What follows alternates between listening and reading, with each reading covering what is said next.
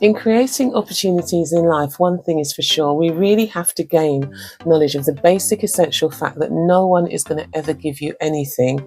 They're not going to give you anything unless they want something back.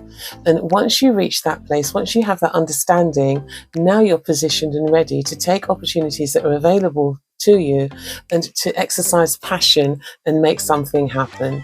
I want to give you some tips on how to powerfully move yourself forward. These are not genius ideas, they're not revolutionary, they may not be new, but I've put them all together and hopefully they're going to inspire you to find yourself in a better place and to recognize opportunities are there and you can take them. I'm going to share on both practical opportunities and educational opportunities also. Let me begin. Tip number one. As I said, no one will give you anything. Can we start there? So if no one's going to give you anything without wanting something back, you are obligated to do the best you can for yourself. Number two, be mindful. Have a look around you and see what's going on. Are there any new inventions that need to be made? Think about Dyson and the vacuum cleaner. The vacuum cleaner was already in existence for many years before he touched upon making some changes to it, updating it. He took the bag out. I mean, the bag that holds the dust was so inconvenient. Who wanted all that dust everywhere? Now you simply tip it out into the trash. It's so convenient. He also removed the cord. We have cordless vacuum cleaners now, thanks to him. What a wonderful world. You can just do a whole house in a very short period of time. Be mindful. You have Madam C.J. Walker. She said, I've got a lot of people around me who haven't got very much hair. They've got tremendous hair issues. And so she created a hair care system, basically using her own formula and recipes that she was using in her own hair that was successful in giving her hair growth.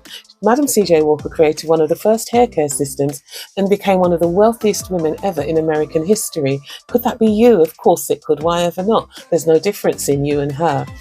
Now, reach out. If you have an idea, you have a plan, reach out to somebody who could give you some support and give you some help. Reach out to people who you can share your ideas with, who can practically support and assist you. But take your time. Don't rush this process. Don't share your ideas with almost everybody. Why? Because they might steal the idea from you. You have to be careful about that.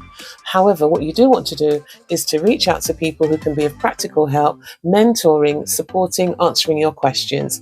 Thirdly, be around the right circle of people. You don't want to be influenced by other people who are unambitious. You want to be the ambitious one who's moving forward. And so therefore you need to be around people like you, people who can meet you where you are right now in terms of your wanting to succeed, to excel and to do well. Do not hang around people who pour cold water on your dreams because they don't have ambitions and goals of their own. That's them. Remember, you're the star of the show. Number four, travel. Take opportunities to travel anywhere, be it local, be it out of the country, overseas. Take opportunities to learn about the world that we are in. The more you see what's happening in the world is the more you will see your position and the opportunities that are open to you to be an agent of change in this world. Number five, think of how everything can be improved. I'm bringing you back to Dyson now and the vacuum cleaner. He removed the bag, he took away the cord, and we have so much of a better experience now using our vacuum cleaners. So do think about how everything could be improved. Make a patent, draw a model of it, okay? And say, yep, this is me improving things around me and making money, developing the world into a better place. Number six, think of a service that people need that they don't necessarily want to do, but you don't mind providing. That could work wonderfully well. I know of somebody who has a cleaning company that has been very successful. She saw the fact that there are many women and men who go out to work and would rather not spend their leisure time cleaning. And so therefore they prefer to go out to work and pay for a cleaner to come in and do that job for them. And so she's provided the cleaning staff and her company is going extremely well. Is there a service that you could provide? Could it be cleaning windows? Is it walking dogs? There may be a service you can provide that will alleviate other people having to put up with something they'd rather not and pay you money, make you profit instead. Number seven, people love to talk, so listen and learn. As you're listening, just remember to think about these things. Are they engaging? Is what they're saying interesting? Is it drawing you in? Is it of relevance to you? Is it bringing value to your life? These are people you want to listen to. Are they humorous? Are they not taking themselves too seriously? That's a good thing. And do they have relationships? Is it clear to you that they relate well to others? Because if they're able to have sustained relationships, that's a good person for you to listen to and be influenced by. The opposite is also true. If this person that you're listening to is boring, repetitive, critical, criticizes you, criticizes everybody, then this isn't somebody that you want to be influenced by. There's no value in this, okay? They alienate themselves from almost everyone, not the right person for you to pay attention to. Number 7, build a relationship before you pitch. Yes, you've got a great idea, you want to sell it, you want to move it forward, you want somebody to take it on. However, build the relationship before you pitch the idea. You don't want people to feel as if you're just using them as an opportunity and disregarding them as a person. That's really insulting. So take your time, slow your roll, build the relationship, and then pitch.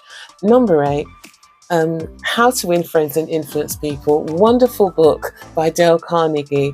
And let me tell you something, it's not going to teach you how to manipulate and use people, but what the ethos of that book is that when you treat people well, when you remember their names, when you remember things about them, you consider what you can do to help them, then they will also help you. How about reading that book? How to Win Friends and Influence People. And finally, remember that your work needs to reflect your values. And so before you go into opportunities and you take them up, what are your values? Do you want to earn money? Is that the primary goal? Is it money over free time? Or do you want to balance the two out? Do you want to earn money, but you also value free time tremendously? You've got to work out what your value system is. Do you want to be upfront with customers, or would you prefer to be behind the scenes? Do you want to be the face of the company, or would you rather somebody else do that? I know of people who are faceless, and so they have accounts, maybe Instagram accounts, selling accounts, where they're faceless. You won't see them, but you will see their products and you will hear a voice, you'll see a video, but not of them. Is that you? Consider these things before you decide which opportunities you're going to take. Now, whatever you decide to do, I'm wishing you all the best with your future endeavours. Bye for now.